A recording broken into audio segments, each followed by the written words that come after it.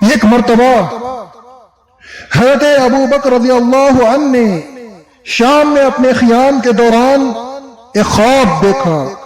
پھر حضرت ابو بکر رضی اللہ عنہ نے اس خواب کو بحیرہ راہب کو سنایا.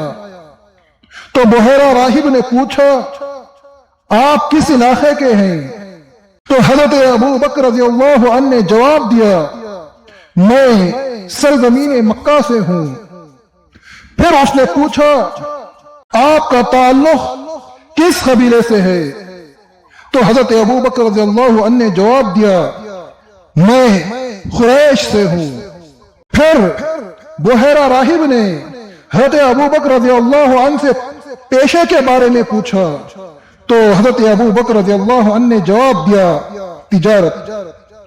پھر بحیرہ راہب نے کہا اگر اللہ نے تمہارا خواب سچ کر دکھایا تو تمہاری قوم سے ایک نبی کی بعثت ہوگی جس کی زندگی میں تم اس کے وزیر اور اس کی وفات کے بعد اس کے خلیفے بنو گے.